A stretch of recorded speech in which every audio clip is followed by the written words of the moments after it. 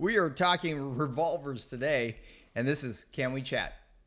This podcast is made possible by LAX Ammunition, Southern California's largest ammo retailer with stores in Inglewood, Huntington Beach, and San Diego.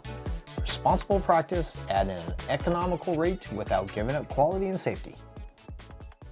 What's going on? My name is Paul G., Chief Safety Officer for the IDPA. This channel will help you clarify IDPA rules, shooting techniques, and inform you of the newest gear and what's going on in the shooting community. If you're new here, consider subscribing.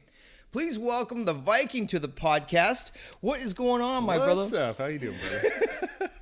So we just had this cool local match, Cal-IDPA, Cal-IDPA shooters. All the matches are cool. Yeah, this is true. This is true. But this was special. It was definitely special. Interesting. I mean, you can describe it multiple different ways. Yeah, that's true. That's true. So I turned the corner of the berm, and as I was walking up the bay itself, and all I saw was a sea of Speed Kings jerseys. Right? I was gonna say we only had one air squad. Yeah, right. And I sat there and I looked at him. I go, "Hey, man, you're out of uniform." I didn't get the memo. It's like, well, you quite have a jersey, but John's a great sport about I think we should probably get him a shirt or something. Yeah. Who was that guy? It's John. So Chris Shao, Megan, Dan all worked with John. He's now Long Beach guy. Oh, he's a Long Beach PD. Yeah. Oh, man. Really good guy. Really fantastic guy. Oh, yeah, that's a tough crowd. Yeah. Tough crowd. And then, like I said, he was raised by, Dan, Megan, and Chris. So he was weaned off from the best then. Yeah. That's cool. So we had a lot of law enforcement with us on Sunday last week, which was amazing. It's great to see. Yeah. I think it's as bad as some of the younger crowd now is. Now it's more of I really need this. So the guys that are highly motivated are motivated to shoot. I love the youth. Those guys are just they're doing amazing. it for the right reasons. Now. I was a little skeptical of the upcoming kids and stuff, but man, they are really coming into their own. There's still some out there. I'm very proud of these guys, so that was kind of cool. But yeah, I'm not used to that. As a safety officer, I look, where's your cover? And these guys are always wearing their duty rigs, right? So which is great. That's something that they put not only their lives on the line for, but the general public as well. So I mean, kudos to them that they're actually going out there and getting as many reps and sets as they can. Absolutely. Thank you very much for your service. It's funny because I was looking at it and they have a holster or a pocket or some type of thing for everything. Yeah. And I guess that's why they call it the utility rig, right? So yeah. So it's like Batman. Yeah, I was like, oh man, I wanted to start messing with stuff, right, and just look at. I mean, that would take me a long time to look through, but I probably want to keep. Maybe that's a podcast. So, what do you think about the stages last week? For what I was doing, they were a challenge. And even John looks over and goes, "Yeah, welcome to Revolver. This is not a stage to start with." I got the stages a little late, so I couldn't even give you guys a heads up, right? Yeah. And so by the time I saw it, was almost like the day before. We had to set it up. Not even a heads up of, hey, maybe you shouldn't do it this time. I sat there and, well, how bad can it be, right? And then actually setting it up, I was sitting like, oh, this is not going to be good. Yeah. This is not going to be good. It was definitely something. So, but the pace of play, well, for us, it wasn't too bad. No, not at all, actually. There was I guess there was a squad, or if it wasn't two squads that had like a huge amount of new shooters. There was a little delay and kind of backed things up a little bit, and I was like, "Oh, all right." Well. Yeah, it was Tony's group, and thanks, Tony. We saw them for lunch afterwards, and he had some choice words. He was the New York alphabet. Exactly. So he had a large group of law enforcement. Oh, really? Yeah, to actually join him. So wow. They had their first lesson in trying to shoot IDPA, right, with duty rigs. Crash course. Yeah, I thought it was just our group, right? So, but Apparently they had a lot of fun out there. That's awesome. That's good for those It guys. just took them quite a long time. So Explain the rule sets. that's right. So, so Viking here, we had this team challenge, right? The coin challenge. The team challenge is the coin challenge. It quite hasn't kicked off yet, but We're I think it still was the fine-tuning it. precursor. Yep. Kind of a little taste test of what's going to happen. So John decided to host a revolver challenge for everybody, and Viking, as blind as he is sometimes, he just sat there and goes, "Hey, I'm all in." I'm like, "Well, you don't even know what you're getting into." I didn't even have the gear.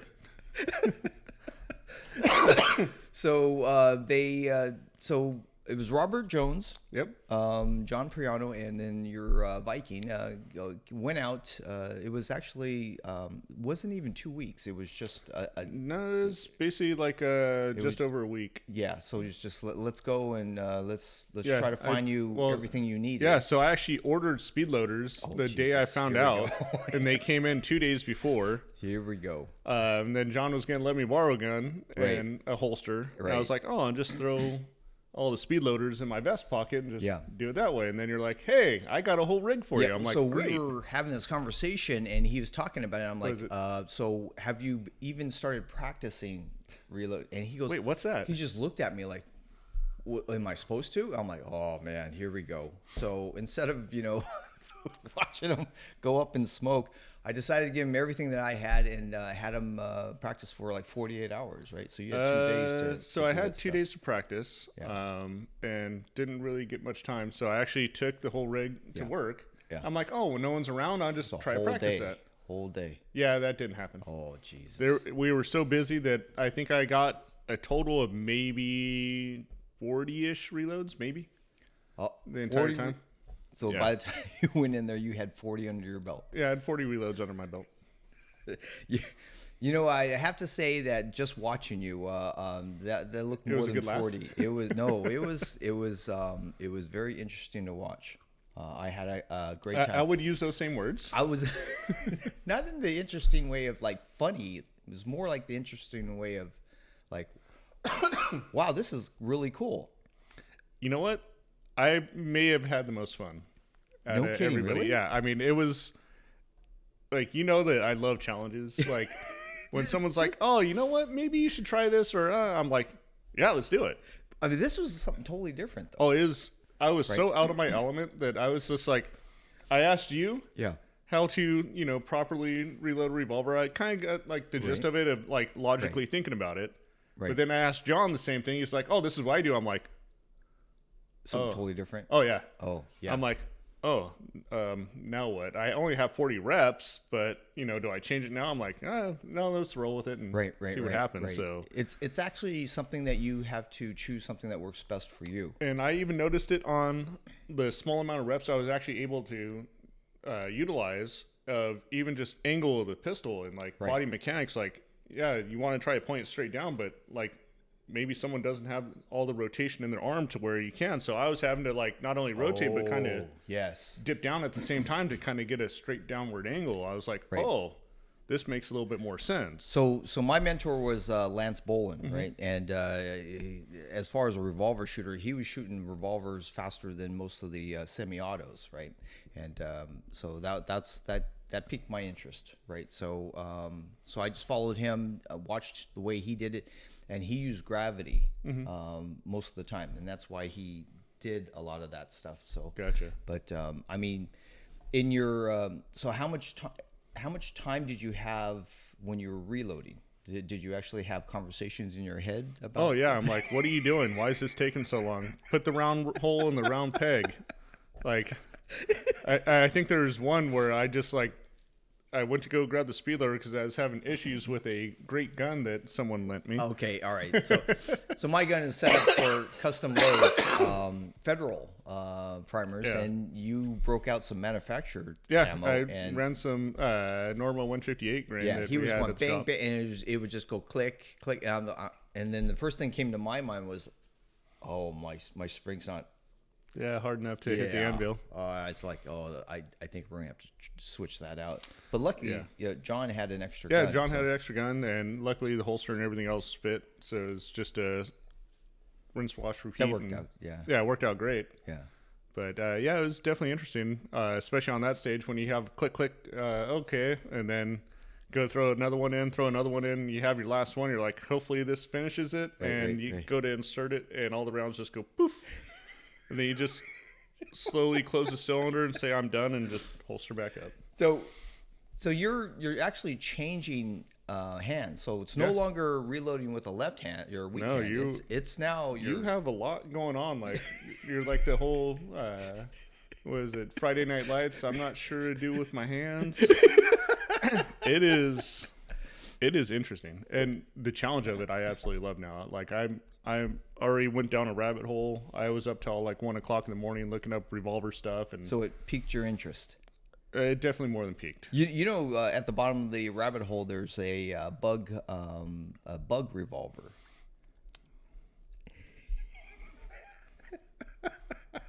You know, so, for as much as I love you, I really hate you. I know. I'm just saying. So I know you've shot it before. So Bill had this little pissing match with Bruce in Arizona, and they all got together, and they have this thing where all right, let's all get all together, and then they get a group of guys just like our challenge, right? Our team challenge, and everybody that was going to be shooting this had to shoot a 5-shot revolver. And I sat there and went, I'm all in, just like you. So I'm just it's a joy to watch somebody else go through this misery, right? And shooting. So you enjoyed my misery. It was beautiful. It was beautiful misery. Like I just used the word awesomely frustrating. Are you serious? Is that what was in your head? It was just awesomely frustrating. Like it was so frustrating because you're like, I could shoot this way faster, but you're like, no, I can't. Right. And then like the whole timing of everything, like hitting a swinger, and you're like, right. I could shoot it that fast. I actually can. And then going, I shot this target. Right. And then put one round on it, go to the next one. I'm like, that's right. I need to hit that one more time. So that's right. So you and I actually shot bug before. Yeah. And we only had 6 shots. Yep. And we didn't even have to worry about the reloading stuff, though it was involved. It was involved, but you've loaded a semi-auto pistol so many millions of times that it's kind of like, all right, it's just a little bit different. Where this is just like, what do I do? Yeah. So this is a lot different. It's like you can't even compare apples to vegetables. Right. So we have footage of you going through this whole ordeal, right? Actually reloading and so forth, and it was actually quite nice, right? I noticed that you were getting, and a lot of you guys, Robert and yourself, they love to throw it in there, and then they pick it and they throw. Well, what I was finding is like when I went to go do that, usually like John makes it look so easy to where it just goes and everything's just there, and it's just like one motion. Yeah, and it's like he waves the magic wand and everything's golden. Where I'm like, and then it just stays there, and you're like, you have to kind of like flick it out of the way, like, all right, you can go now. Right. So it is awesomely frustrating. So if you have gravity on your side, you can just drop it in the hole, and that helps you get in the hole. But if it's off and so forth, you're actually trying to insert it. So that's the difference, right? So, like I said, I guess growing pains something that. Oh man, yeah. That you just have to learn and trial by fire. Yeah. Definitely that. It is. But you started this off quite nice, though. Your warm up stage was you had that. I did have a click. Yeah, but you didn't need that click. Thank God, right? So yeah, but it's still like, oh great, was that a one off or not? And then the next stage, I was just like, this is gonna be a very long day. So we have footage of this. Let's take a look at him warming up in stage 8. Stand by.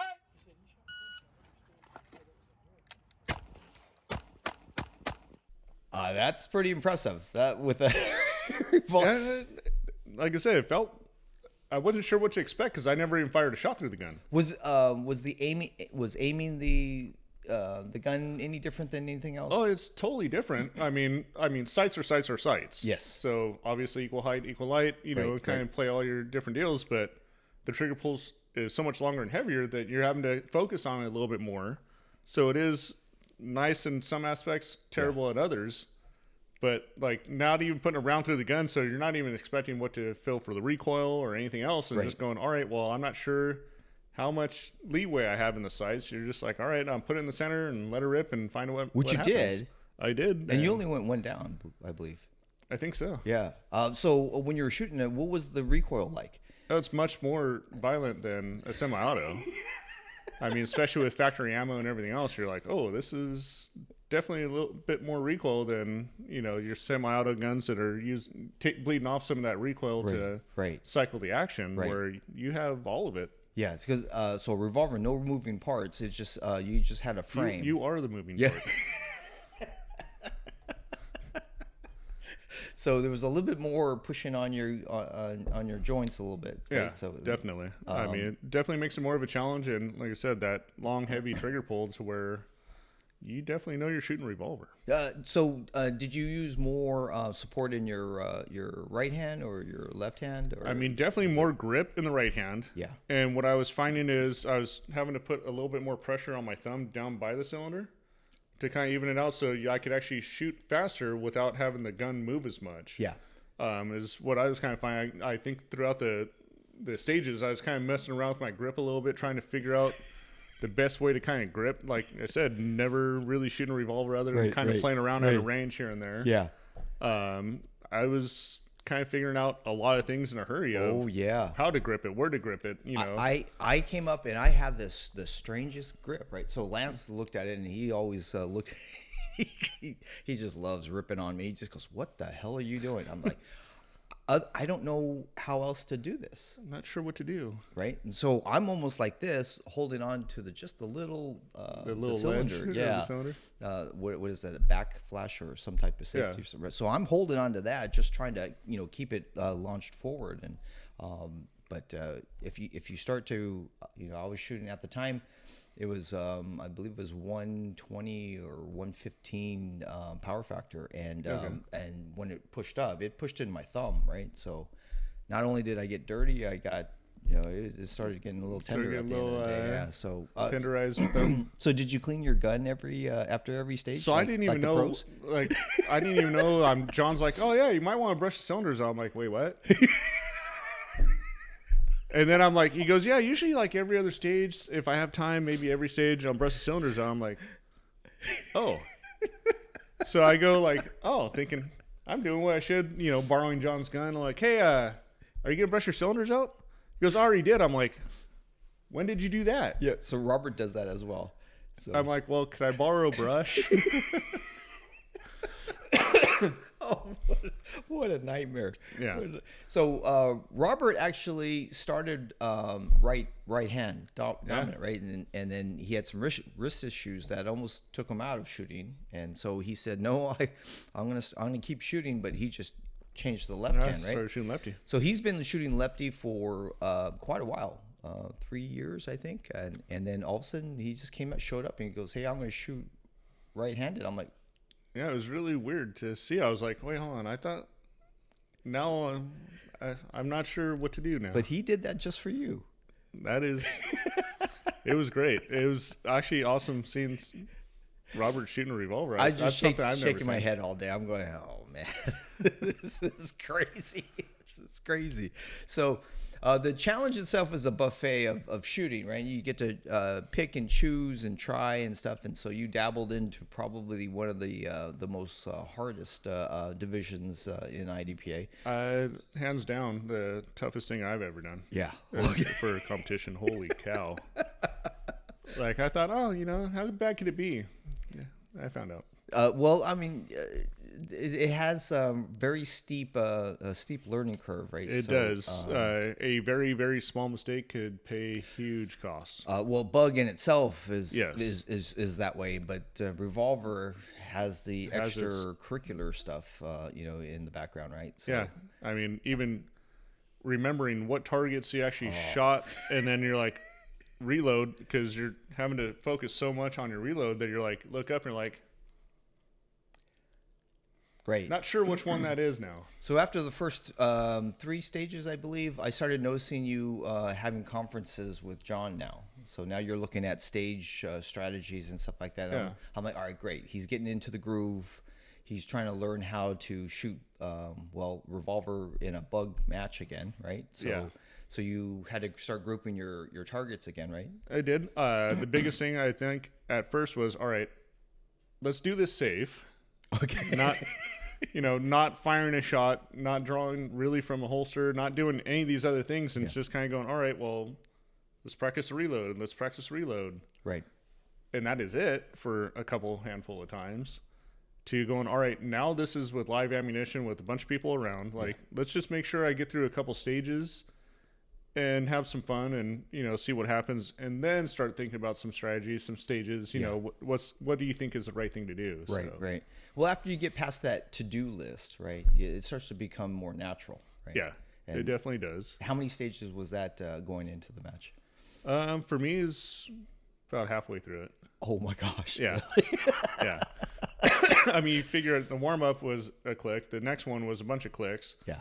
After that, I was just like, all right, well, let's see if this gun will actually work. So not only did you have malfunctions, right, you still had Oh, it was a add that perfect to it was a perfect storm of absolute chaos. Would you recommend doing this for other shooters? I mean, anybody that would love a challenge or just has a screw loose, yes. I mean, it is, like I said, it sent me down a rabbit hole that I'm still going down that rabbit hole. Really? I think it was great. It was fun.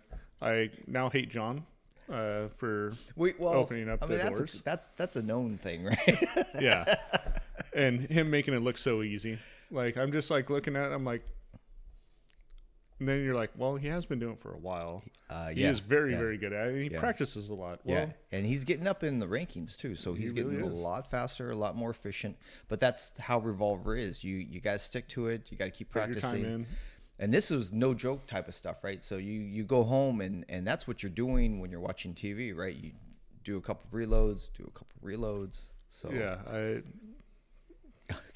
I'm just telling you, it's really involved, and not only do you have your marksmanship, but you have to do the loading. Yeah, I mean, like I said, I'd never realized how much more you actually have to do until actually doing it. So, like you said, asking if someone should do it, yeah, I mean, it is. It's definitely a kick in the pants. You have to put your ego aside and just go in its purest form and go out and have fun and challenge yourself. Yeah. I mean, like I said, yeah, it's always fun to mess around with your buddies and, poke some fun and all that. But the biggest thing was I went out there and just wanted to have fun and challenge myself to doing something that I've never done. And it opened up a whole new avenue of the competition itself. That is awesome. I had a great time. And that's what shooting IDPA is all about, right? So, to me, it is. Yeah. Like I said, I go out to have fun and, shoot with my buddies and, like going to Silver State. Yeah. I went on vacation with my friends and got to shoot a match. Like, to me, it's fun. And as long as I'm still having fun out there, I'm going to keep doing it. I had the same passion as you. The only thing that makes me not miss it is that paper, steel. Yeah. Which is funny is because I think there's one stage that too that had the two steals. And I'm like thinking about round count and all that. I was like, all right, I have 6 shots, paper, and then had steel, paper, steel. I was like, all right, not shooting a revolver at this distance and all this other stuff. I'm like, all right, I'll shoot the first 2, the third one, cylinder reload, paper, and then I'll take the 2 steels so I have at least 2 extra shots so I don't lose track of what paper I'm going to shoot at because I did that so many times before. Yeah. And I went 1 for 1 and I'm like, oh, all right, I get 2 more on this one. So it was like the conversations in your head while you're doing all this is just like, usually, for me, semi-auto, it's like, set in cruise control, like what's happening is going to happen. You already know what you're going to do. Yeah. And if you miss, now you already know what you're going to have to do, where this is just like, oh, yeah. Now what? Have to talk to your backseat driver. Like, now, where am I going? Yeah. So. I mean, they're definitely micro problems that you have to deal with. And as soon as you get over one, you have another one behind that and another one, right? Throughout the stage. And that's just one stage. And that was his one stage. And I mean, it was a whole match. John's like, yeah, this is not a revolver friendly match. Like, this is. It was not. It was not at all. Yeah, like, I'm trying to think the whole time. I'm like, there's no rhythm to this one at all. So, a mentor of mine, Fred Johnson, always says, always shoot a platform that the match director is shooting. Leaf's not shooting by a revolver by any means. I think he's shooting SSP or carry optics. Carry optics. That's on the total other side. You might as well be shooting PCC. At what point is revolver?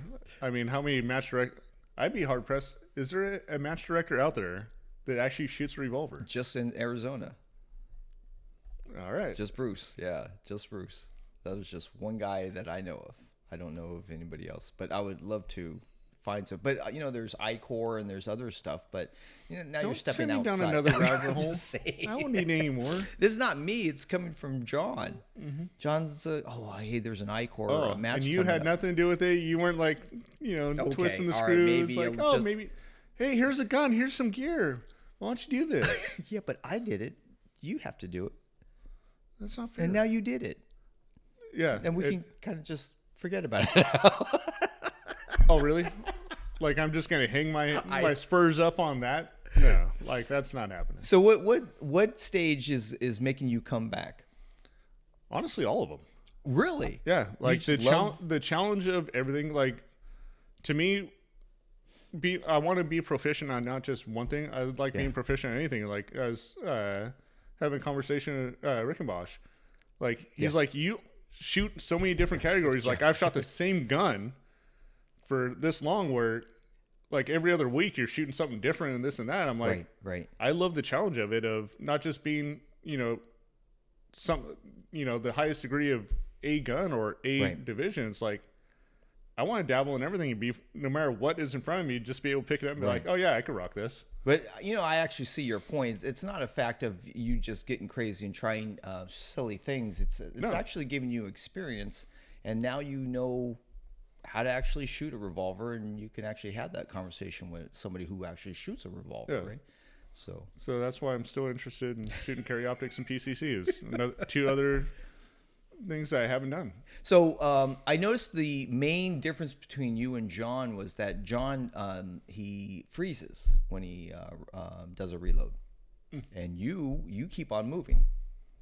Didn't even notice that. Yeah, so it's almost like you do a mag change on the move, right? Mm-hmm. That you were actually trying that with a revolver. I don't know if you didn't know any better. I had no clue, didn't know any better. I would have thought I was standing there, feet planted, and just doing this. I had no idea. So did you think that it was easier doing this, or it was just one way and it was hard? I don't know any different, if it's any better or any worse. Like, not doing this is like, all right, it's kind of like the perfect storm of what do you learn? Yeah. And how do you keep going? Because you don't have any bad habits to break, because there is no habits. You were just trying to survive. I was just trying to do your thing. Yeah, trying to figure out, all right, well, here I am. Let's do this. So we got a little coverage of him shooting his match. So let's take a look at that.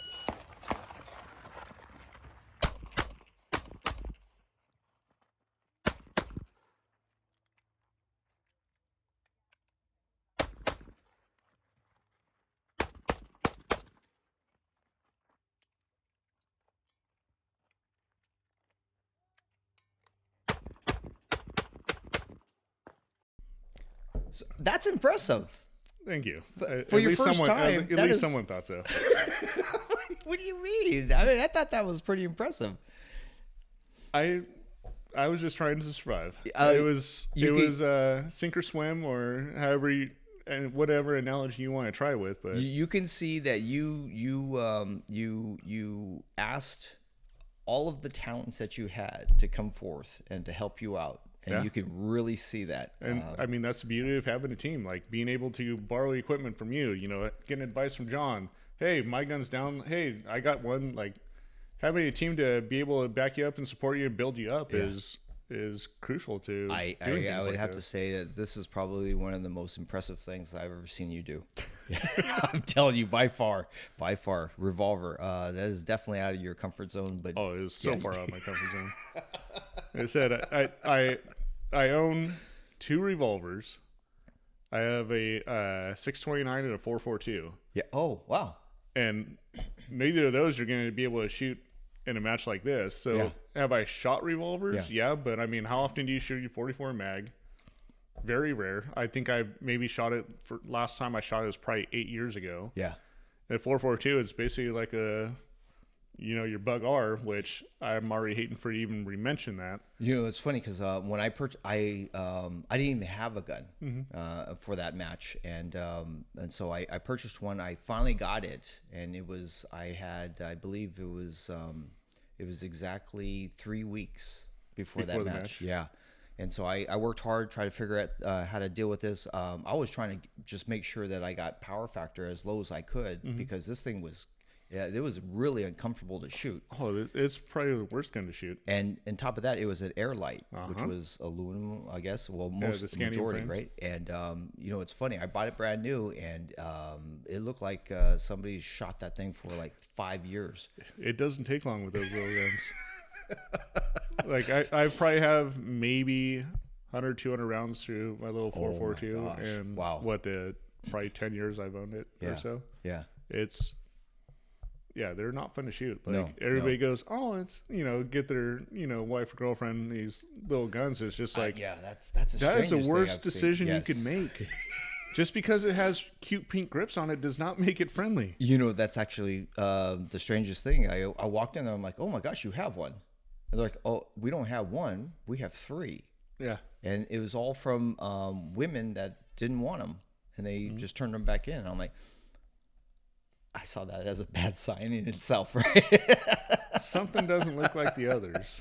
But when you shoot it, it was actually most comfortable shooting just one hand for me. I mean, I could see it because it's so small. Oh, it was beautiful. But it was strange. 3 yards, it was horrible. I'd always shoot high and away, right? And then at 10 yards, it was like nuts on, right? And then 12 yards, it's off again. And I'm like, why is that, right? Well, I mean, if you think about it, those guns don't have a rear sight.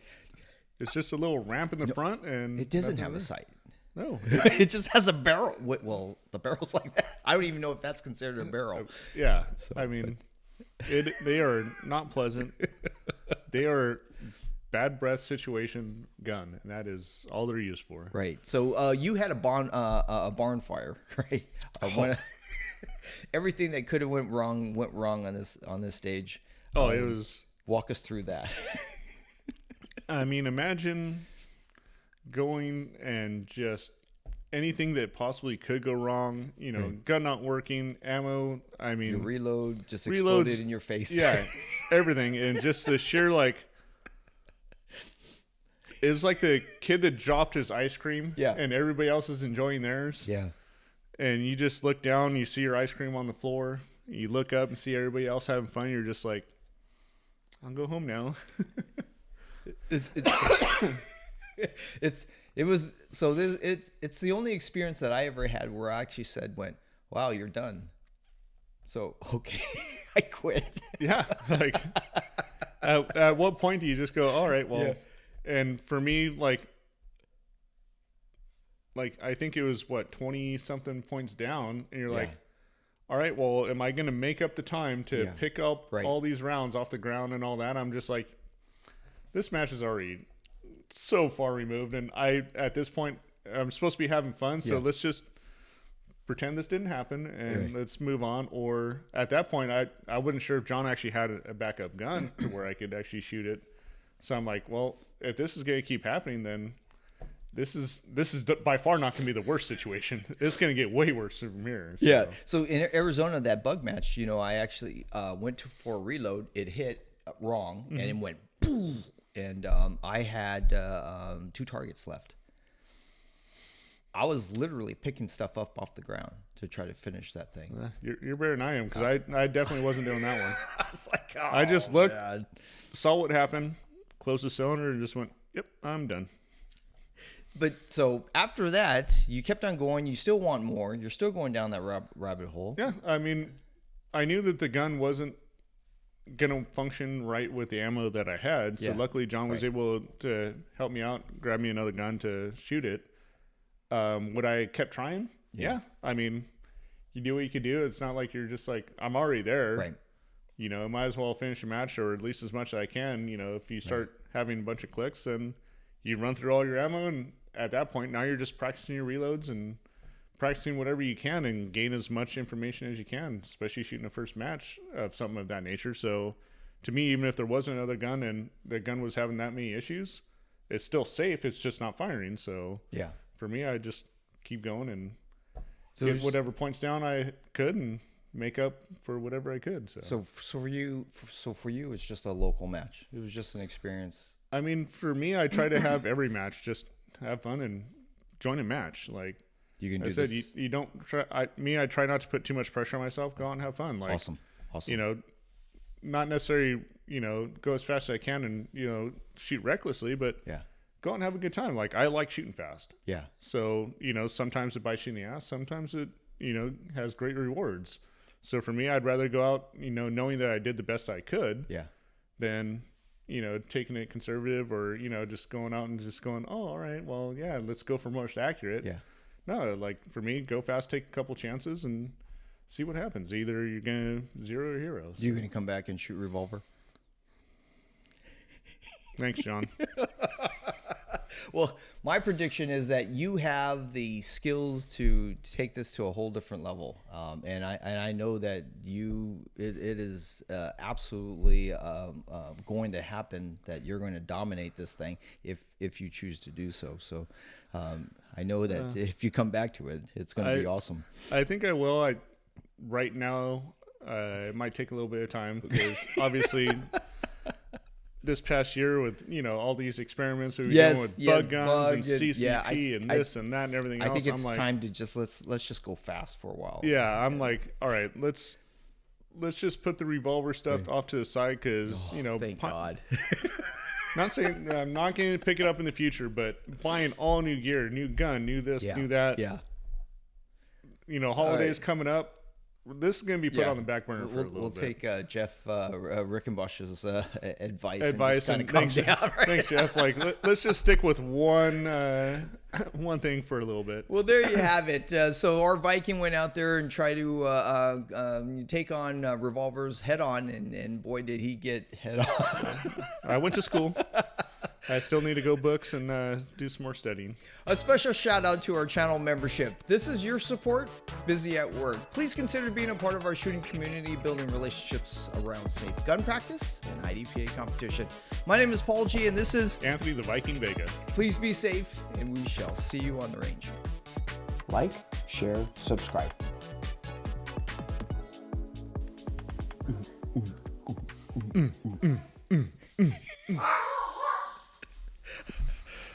Oh, man. This is real professional. Only the best.